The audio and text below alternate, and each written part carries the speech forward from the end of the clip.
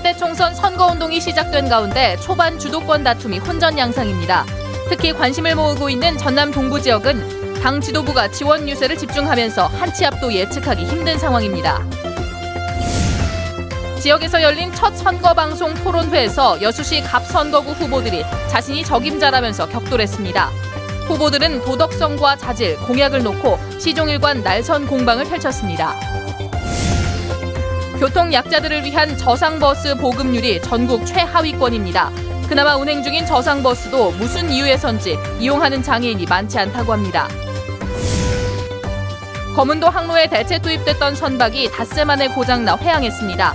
검은도로 가던 승객들이 큰 불편을 겪었습니다. 여러분 안녕하십니까?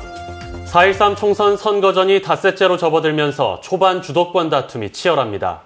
특히 전남 동부 지역이 최대 관심지로 부각되고 각 당 지도부가 화력을 집중하고 있어 앞으로도 예측 불허의 혼전이 예상됩니다.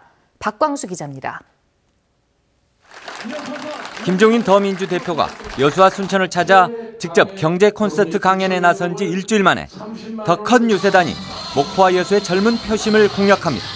대한민국 정치가 어떻게 나아가야 되느냐라고 하는 고민이 있기 때문에 그 선택을 4월 13일 이 자리에 계신 여러분들께서 만들어내십니다. 국민의당도 이에 질세라 안철수, 천정배 두 공동대표가 하루 간격으로 전남 동부권을 훑으며 공을 들였습니다. 싸움만 하는 1번, 2번보다 문제 해결하는 국민편, 국민의당 기호 3번 찍어주실 것으로 믿습니다.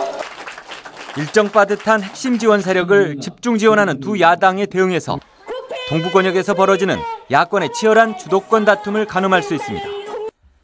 실제로 더민주의 경우 순천 등 일부 지역을, 국민의당은 여수, 울 등 몇 선거구를 우세 지역으로 분류해놓고 있지만 양당의 자체 우열 분석을 모두 적용하면 사실상 전남 동부권역 대부분이 경합 지역으로 겹치는 양상입니다. 여수갑, 광양구례 곡성, 고흥보성, 장흥, 강진 등에서 정당 선호도까지 엎치락 뒤치락하는 상황도 향후 판세를 더욱 예측하기 어렵게 합니다. 여기에 새누리당도 전국적 관심의 여세를 몰아 순천에서 경합 열세의 흐름을 반전시키려 전력을 기울이는 상황. 전례 없는 치열한 혼전을 예고하며 이제 선거전 중반으로 접어드는 가운데 지역별로 후보자 간 고소고발이 이어지는 등 극심한 과열 혼탁의 조짐도 고개를 들고 있습니다. MBC 뉴스 박광수입니다. 여수시 갑선거구 후보자 토론회가 선거방송 토론위원회 주관으로 오늘 저희 여수 MBC에서 열렸습니다. 토론회에서는 후보자 상호 간 공약 이행 가능성 여부와 지역 현안 사업에 대한 날선 질문과 답변이 이어졌습니다. 김종태 기자가 취재했습니다. 여수 세계박람회장 사후 활용에 대해서는 후보자마다 다양한 공약을 내놨습니다. 남해와 여수를 잇는 한려대교를 건설하면 진주권이 1시간권이 돼 놀이선 유치는 충분히 가능하다고 생각합니다. 해양 관련 국내외 스포츠 대회와 대규모 회의를 유치해서 여수 경제의 한 축을 담당하도록 해야만 합니다. 전라선 운행 확대 등 KTX 활성화 대책에서도 의견을 달리합니다. 고려지뿐만 아니라 철도 면허 발급권을 갖고 있는 국토교통부와 협의를 해서 KTX를 증편하도록 하겠습니다. 증편이 돼야 되겠다. 또 하나는 전라선 고속철도 국가철도망 구축 계획에 반영을 시켜야 됩니다. 후보자 주도권 토론에서는 상호 날선 질문과 답변이 이어졌습니다. 그래서 경선 대상자가 아니었지만 당내 유력 인사의 도움으로 경선을 거쳐 공천을 받은 것으로 알고 있습니다. 최고위원회에서 판단하기에 공천관리위원회에서 사전조사를 너무 부실하게 해서 추가적인 여론조사를 해서 올리라고 지시를 내렸습니다. 후보자들의 출마 이유나 선거운동 방법도 상호 관심사입니다. 이러한 조그마한 그런 봉사에서 이제는 큰 봉사로 하기 위해서 제가 정치를 시작하게 됐습니다. 그러나 저는 국회의원이 되면은 절대 내가 뺏지 안 달고 머슴의 상태로서 일할 것입니다. 후보자 상호 토론에서는 공약 이행 가능성에 많은 시간을 할애하고 여수 현안 사업에 대한 이해 정도를 묻는 질문도 잇따랐습니다. 한편 비초청 후보 연설에 나선 무소속 이광진 후보는 세계박람회 유치 주역으로 여수를 해양 관광도시로 발전시킬 것과 광양만권 통합의 필요성을 강조했습니다. MBC 뉴스 김종태입니다. 고흥, 보성, 장흥, 강진 선거구에 출마한 후보들의 선거방송 토론회가 오늘 KBS 광주방송 총국에서 열렸습니다. 토론회에 참석한 새누리당 장귀석, 더불어민주당 신문식, 국민의당 황주홍 후보는 농어촌 경제 활성화와 기후변화 대책, 복지 문제 등에 대한 각자의 생각을 밝히고 지지를 호소했습니다. 민중연합당 위두환 후보도 비초청 연설회를 통해 기초농산물 국가수매제, 농민수당 지급 등 자신의 공약을 설명했습니다. 국민의당 안철수 대표에 이어 천정배 대표가 오늘 순천에서 지원 유세를 벌였습니다. 국민의당 천정배 공동대표는 어제 안철수 공동대표에 이어 오늘 순천을 방문해 젊고 똑똑한 인재 구이승 후보를 지지해달라고 호소했습니다. 천 대표는 구이승 후보 지원 유세에 이어 순천 아랫장 남부종합복지관을 방문해 민생 문제를 해결하고 정권 교체를 이룰 수 있는 국민의당을 지원해달라고 강조했습니다. 광양 구례 곡성 지역 총선 출마자들 대부분이 한국사 교과서의 국정화와 정부의 위안부 협상에 반대 입장을 표명했습니다. 총선 후보자들은 광양 참여연대의 정책 질의에 대한 답변에서 테러 방지법에 대해서도 대부분 철회나 대폭 보완을 요구했으며 개성공단 폐쇄도 잘못된 결정이라고 비판했습니다. 광양만권 통합에 대해서는 답변자 전원이 반대한 반면 경제연합은 신중론과 추진론이 엇갈렸습니다. 한편 이번 정책 질의에 새누리당 이승안 후보와 무소속 장대범 후보는 입장을 내지 않았습니다.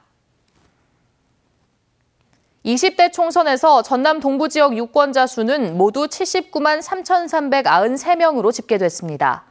전남 동부 지역 시군 선관위에 따르면 선거인 명부에 등재된 여수 갑 지역의 유권자 수는 11만 9,964명, 여수 을은 11만 5,369명으로 나타났습니다.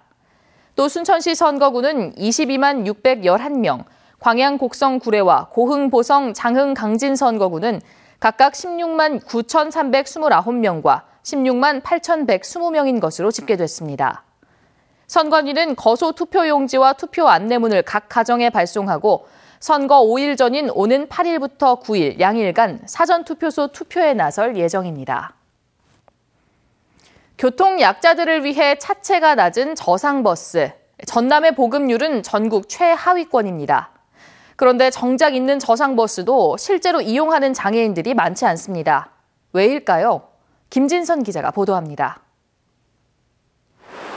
지체장애 4급으로 전동 휠체어를 타는 이모 씨.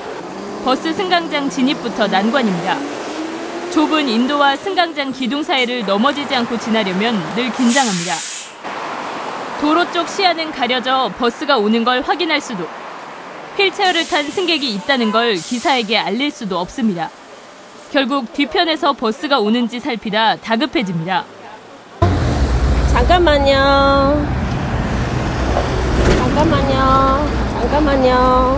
죄송합니다. 잠깐만요. 다른 버스를 타보기로 했습니다.